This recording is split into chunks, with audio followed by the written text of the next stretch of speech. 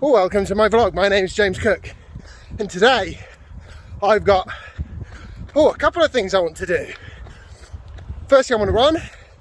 Secondly, I quite like to cycle, and I'm going to be discussing Shell's recent plan to purchase Ubitricity, the UK's largest charging network. But first, let's finish this run.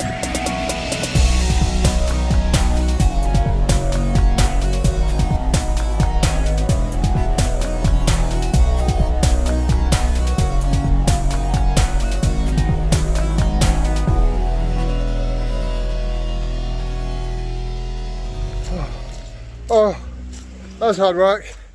7 miles. Pleased I did it. I bet there's no chance I go for an actual cycle today. I'll eat my hat. I don't have a hat.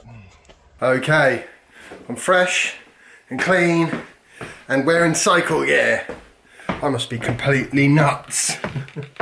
Seriously. You know, I originally thought I'd do 40 miles on the bike, but I don't think I'm going to have time to do that, to be honest, before the sun goes down. Also, I'm not sure there's going to be enough gas left in my legs. Oh, right, I better have a quick lunch. And then let's find out what's going on with Shell, and why is there a petrol company buying a EV charging network? I mean, what? Or does it make perfect sense? Okay, I'm just rambling. Let's get the cooker on. I'm going to have a good old-fashioned cheese baguette, lots of carbs to fuel my sudden exercise bout. You know why I'm having this sudden exercise bout today? It's fundamentally because it's been raining and snowing for most of the last week, so I've got to do like a week's worth of exercise in one day. And also, if I decide to do a duathlon, all this training will come in really handy, which I don't think I will do that. Well, I suppose you never know. Not sure about the wisdom of eating a great big cheese sandwich before. I've just got to fuel myself, basically. I must be going through a stupidly huge amount of calories today.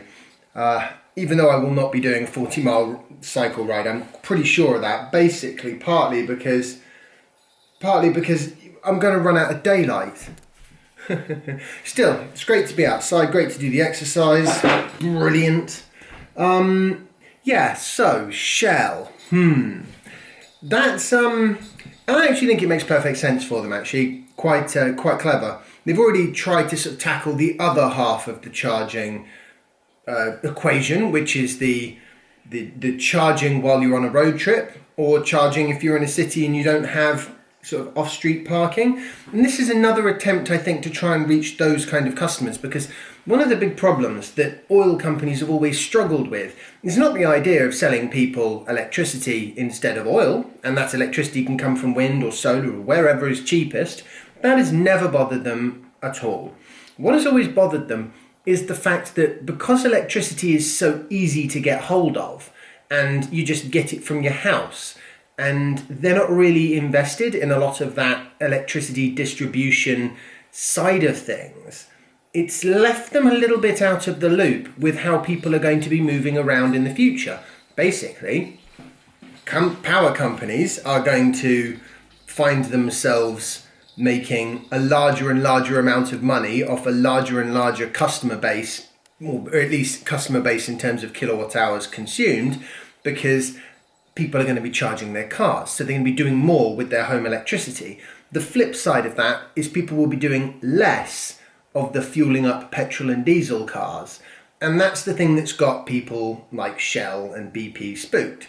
So how are you going to solve that? Well, the en route charging really isn't going to do it all on its own, because the problem with en route charging is with an EV, most people don't have to do it very often. I've en route charged once in the last 6 months because I forgot to plug my car in at home, and yeah, I just gave it a quick zap at the old supercharger.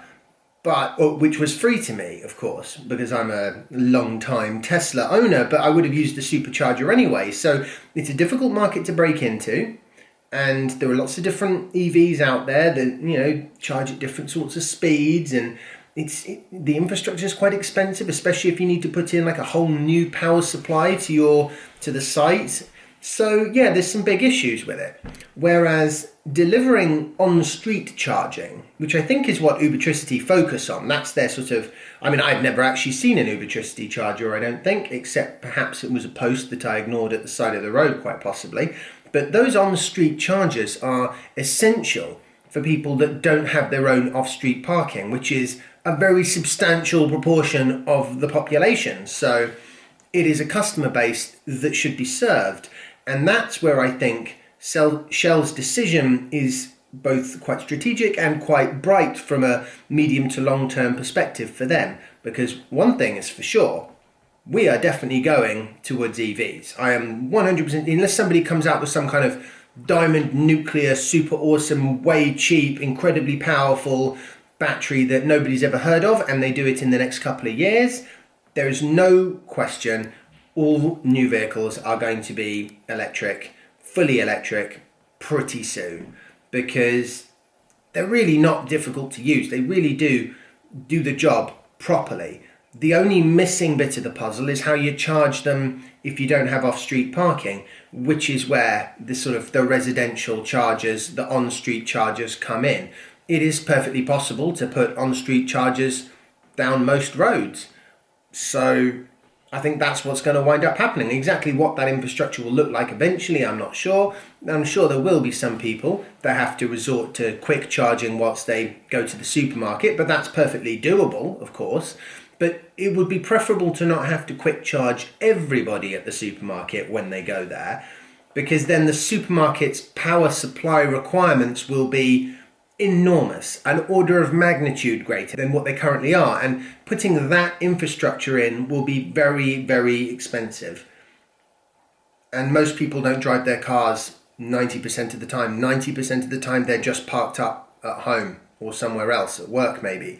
So it makes far more sense to use the existing infrastructure to deliver a lower rate of power to these cars over a longer period of time. It does the same job, it's better for the battery, it's cheaper for everybody. So, including the customer, the driver.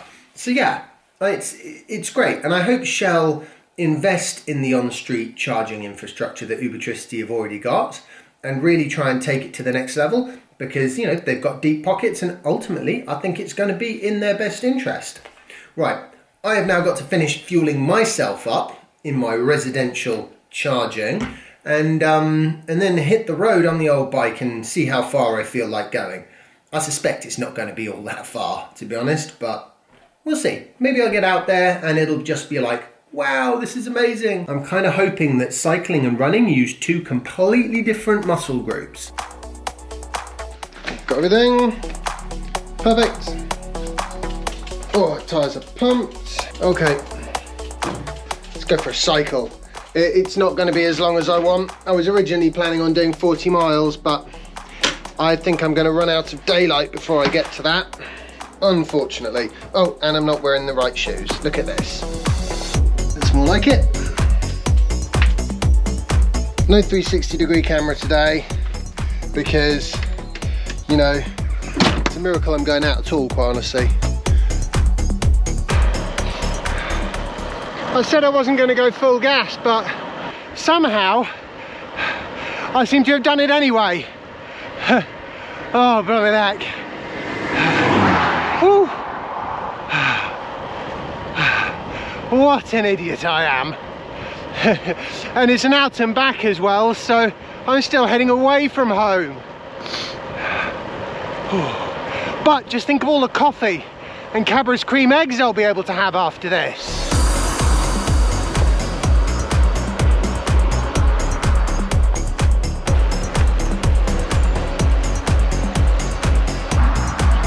Hello, Cadbury's cream egg. Yeah. It's a refueling stop. And I need it because so far I've done 12 miles at an average pace of, average speed 17.3 miles an hour, which is considerably faster than I had planned. Yeah, so much for a gentle sort of warm down cycle ride, eh?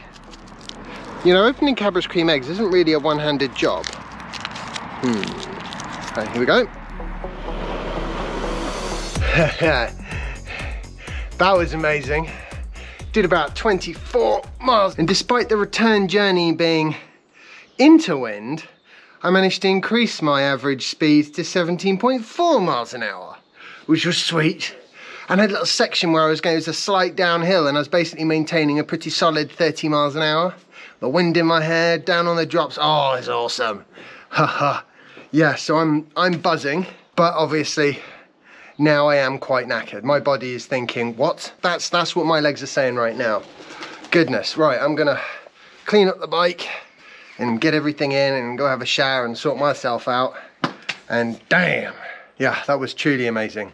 I hope you've all enjoyed today's vlog post and found it fun. If you have, remember to leave a like and subscribe if you haven't already. Follow me on Instagram and Twitter if you don't already. Also, I want to say a massive thank you to everyone who supports me on Patreon, because you guys are awesome. Love you guys. And also, yeah, catch me in the next World Duathlon.